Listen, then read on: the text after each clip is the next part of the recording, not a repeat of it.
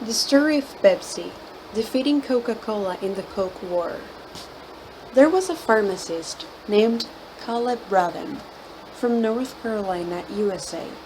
He experimented with mixing different ingredients to make a soft drink. Then he made a black drink that mixed carbonated water with sugar, vanilla, oil, and cola nuts. There he gave his name. It's called Brad's drink. The drink was soon renamed Pepsi-Cola. This is how the company now called PepsiCo started. It's from 1898. But Pepsi-Cola was second.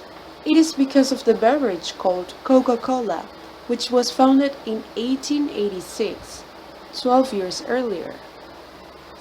In 1904, not long after Pepsi-Cola started business, Coca-Cola was already selling 1 million gallons, about 3.79 million liters a year. Pepsi-Cola tried everything it could to beat Coca-Cola, but it was in vain. However, the company that is always in second place has a wide range of moves. If you can't beat the first place no matter how hard you try, you tend to think outside the box. In English, it is often called think outside the box. In this article, we'll take a look at how PepsiCo won the Coke War and ultimately defeated Coca-Cola. Pepsi merged with Frito-Lay. There is a snack company famous for Cheetos, Doritos, Sun Chips, and Ruffles. It's a company called Frito-Lay. Few people know that this company is a subsidiary of PepsiCo. PepsiCo merged with Frito-Lay in 1965 to form PepsiCo. At the time of the merger, Frito-Lay was more intent on getting help from PepsiCo, because we were able to expand our sales network by using Pepsi-Cola's network. PepsiCo was planning to sell the two products together by displaying the savory Cheetos, Doritos, and Pepsi-Cola next to their Ruffles potato chips. When I eat salty snacks, I think of soft drinks. In this way, PepsiCo was reborn as a food and beverage company with the word "sick" in front of it from a simple beverage company. PepsiCo's takeover of snack companies could be viewed as an admission of defeat in the cola market. To that extent, Coke was a symbol of American consumer culture. And at the heart of it was Coca-Cola. Pepsi-Cola was in second place anyway. Cola War. Of course, PepsiCo never gave up on the cola market. Since the 1970s, PepsiCo has emphasized the fact that Pepsi-Cola tastes better through blind test tastings with the eyes closed. It's called the Pepsi Challenge.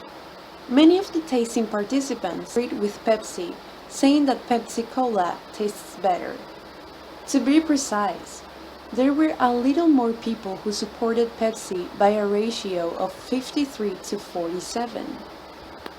Generally speaking, Coca-Cola has a strong tangy taste and Pepsi-Cola has a strong sweetness. Not only this, Pepsi starts to appeal to the younger generation by using the best star, Michael Jackson, as advertising models. In the midst of this, Pepsi-Cola was still in second place.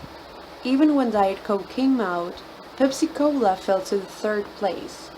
That is why Coca-Cola's stronghold was great. PepsiCo's diversification. PepsiCo started to engage in mergers and acquisitions to diversify again in the 1990s. In 1998, it acquired the orange juice brand Tropicana, and in 2001, it acquired the food company Quaker Oats. Quaker Oats was not acquired simply because it was a food company. That's because there's a brand called Gatorade, a sports drink. In this way, PepsiCo has a lineup that can compete with Coca-Cola's brand Powerade. Then something amazing happens. In 2004, for the first time in the two companies' more than 100 years of history, PepsiCo surpassed Coca-Cola in sales. In 2005, the market capitalization will exceed that of Coca-Cola. This was not simply due to PepsiCo's business diversification. People are drinking less soda because they are health conscious. It also worked great. Even developed countries such as the United States, where obesity is a social problem, impose a tax on carbonated drinks in the name of a soda tax. Until the 1990s, Coca-Cola was only focused on the carbonated beverage market. The soda market seemed to expect that it would never stop growing, but the world has changed. In the meantime, PepsiCo, which had been poked around to see where it was in the second place, had a lot to sell other than soda. But Coca-Cola, which had only dug a well, had no other products to offer other than Coke. In addition to cola, carbonated beverages such as Fanta and Sprite were mostly drinks.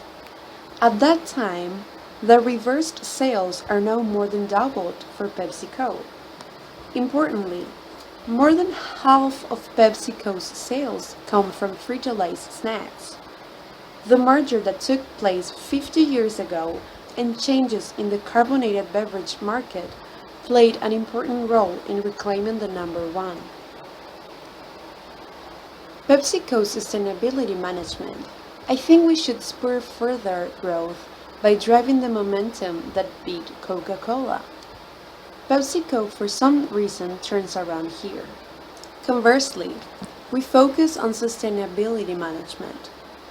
Indra Nooyi, who became PepsiCo's first female CEO in 2006, begins what she calls performance with purpose, a business that delivers financial performance while meeting the needs of all stakeholders. In a way, it was a slightly bizarre and unexpected strategy to the extent that it was thought that it was the expression of second-class DNA.